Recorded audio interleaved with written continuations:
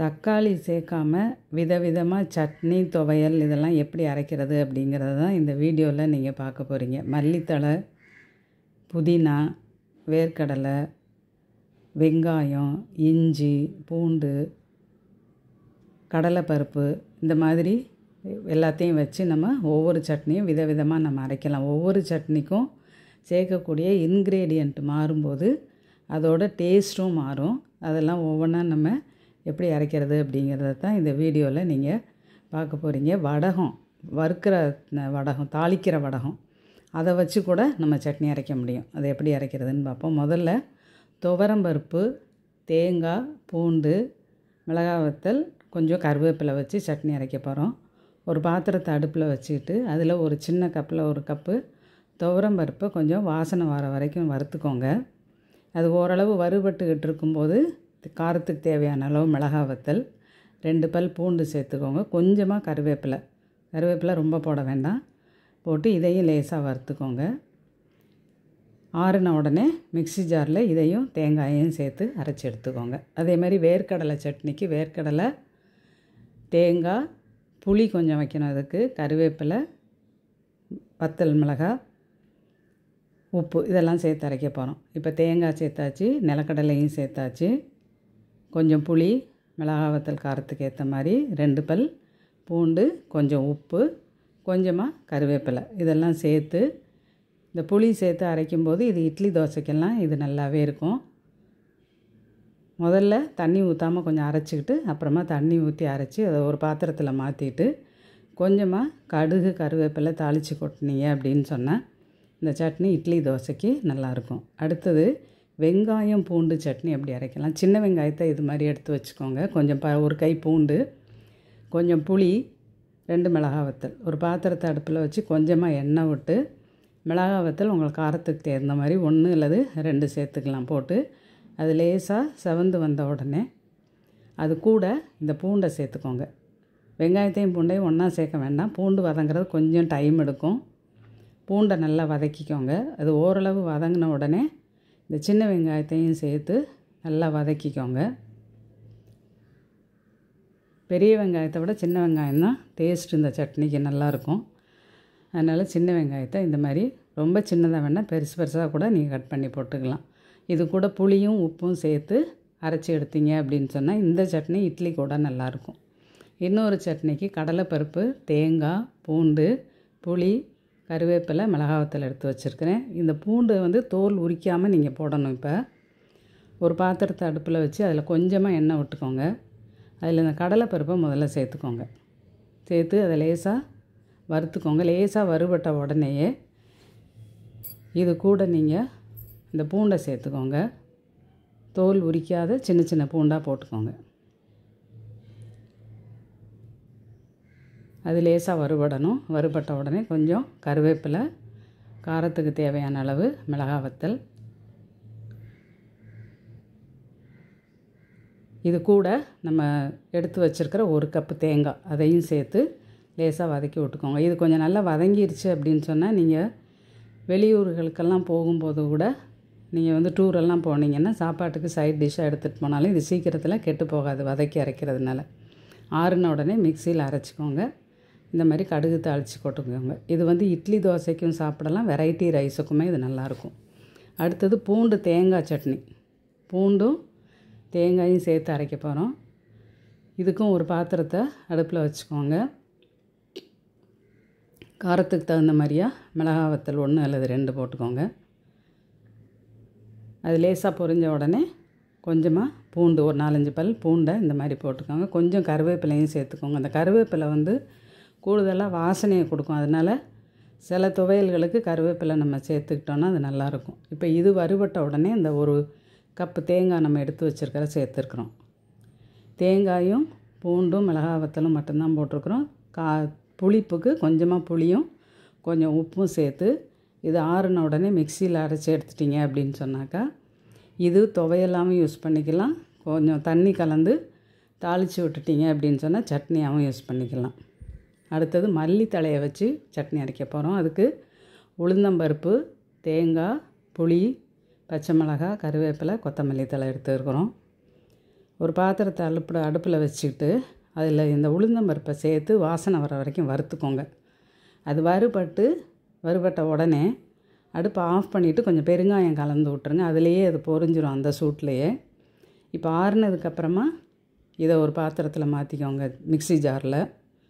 கூட தேங்காய், புளி, கருவேப்பிலை, கொஞ்சம் உப்பு,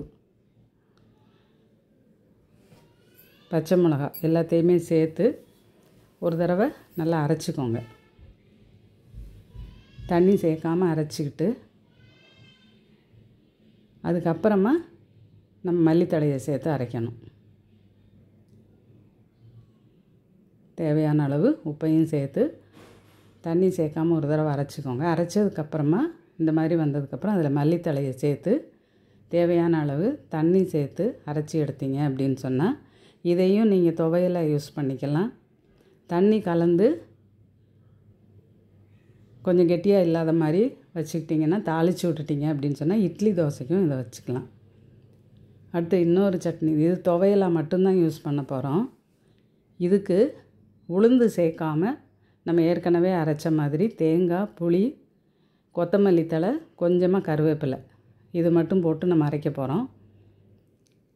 உளுந்து சேர்த்திங்கன்னா அது ஒரு வாசனை வரும். உளுந்து சேர்க்கலை அப்படின்னு சொன்னாக்கா அது ஒரு வித்தியாசமான டேஸ்ட்டாக இருக்குது. இப்போ உளுந்து சேர்க்காமல் தேங்காய், கருவேப்பிலை, கொத்தமல்லி, பச்சை மிளகாய், புளி எல்லாம் போட்டு அரைச்சி எடுத்துக்கோங்க. இதை கெட்டியாக வச்சுக்கிட்டிங்கன்னா இதை அப்படியே துவையலாகவே நீங்கள் யூஸ் பண்ணிக்கலாம். சாம்பார் சாதம் அல்லது ஒரு மட்டன் குழம்பு வச்சிங்கனாலோ அல்லது வெரைட்டி ரைஸ் கூடயோ இது அப்படியே துவையலாக வச்சு சாப்பிட்றதுக்கு இது ரொம்பவே நல்லாயிருக்கும். இதே மாதிரி புதினா தலையையும் வச்சு நீங்கள் துவையல் அரைச்சிக்கலாம். இப்போ புதினா தலையை வச்சு வேறு ஒரு துவையல் அரைச்சி காட்ட போகிறோம். அதுக்கு கொஞ்சம் வெங்காயம் எடுத்துக்கோங்க, புதினா தழை, தேங்காய், புளி, பச்சை மிளகாய்.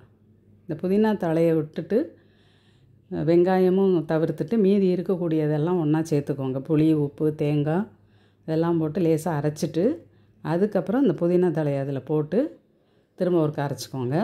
அது ஓரளவு அரைப்பட்டதுக்கப்புறமா இந்த வெங்காயத்தை சேர்த்துக்கோங்க. அளவாக தண்ணி சேர்த்து இதை நீங்கள் அரைச்சி எடுத்திங்கன்னா இது துவையலாக யூஸ் பண்ணலாம். இதுவுமே வெரைட்டி ரைஸ் கூட அல்லது நான்வெஜ் குழம்பு கூடையெல்லாம் சாப்பிட நல்லாயிருக்கும்.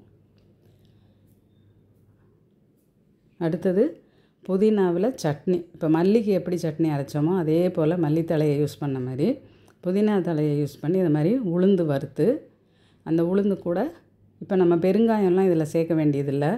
ஏன்னா புதினா தலையோட வாசனையே கொஞ்சம் தூக்கலாக இருக்கும். அதனால் இதோட பூண்டு அல்லது பெருங்காயம்லாம் போட வேண்டாம். போடாமல் கொஞ்சம் புளி சேர்த்துக்கோங்க. ஒரு பச்சை மிளகாய் காரத்துக்கு தகுந்த மாதிரி போட்டுக்கோங்க. இந்த வறுத்த உளுந்தம்பருப்பை அதில் சேர்த்துக்கோங்க. உப்பு சேர்த்து ஓரளவு அரைச்சி எடுத்துட்டு அதுக்கப்புறமா அது கூட நீங்கள் மல்லித்தழையை சேர்த்துக்கலாம். இல்லை ஒன்றா சேர்த்து அரைக்கிறதா இருந்தாலும் அப்படி நீங்கள் அரைச்சிங்கன்னாலும் கொஞ்சம் தண்ணி ஊற்ற அரைச்சி எடுக்கும்போது அது கரெக்டாக வரும். இப்போ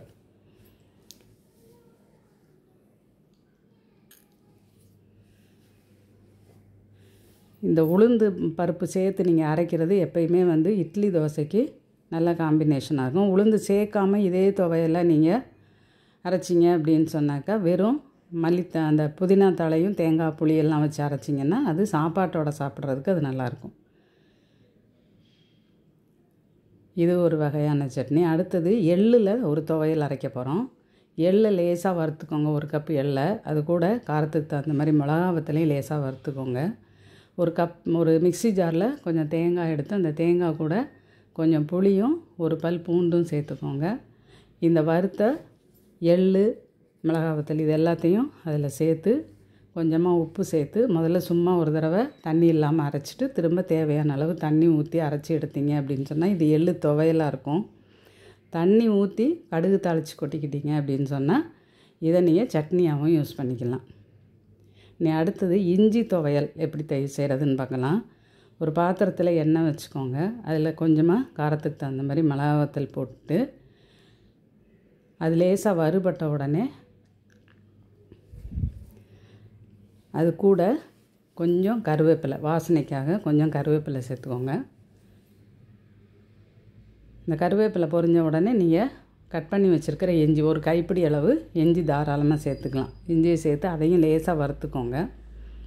அது வறுபட்டு வந்த உடனே நம்ம இந்த துவையல் அல்லது சட்னியாக நம்ம யூஸ் பண்ண போகிறதுக்கு கொஞ்சம் தேவையான அளவு தேங்காய் சேர்த்து இதை நல்லா வதக்கி விட்டுட்டு நீங்கள் ஆறின உடனே மிக்ஸி ஜாரில் அரைச்சி எடுத்துக்கோங்க. அதில் கடுகும் கருவேப்பிலையும் தாளித்து கொட்டினீங்கன்னா இஞ்சி சட்னி இதுவும் நல்லாயிருக்கும். அடுத்தது எல்லாத்துக்கும் அல்டிமேட்டாக ஒரு சட்னி அரைக்க போகிறோம். இது தாளிக்கிற வடகத்தை வச்சு ஒரு சட்னி. இந்த தாளிக்கிற வடகம் 3 எடுத்து வச்சுருக்கிறேன்.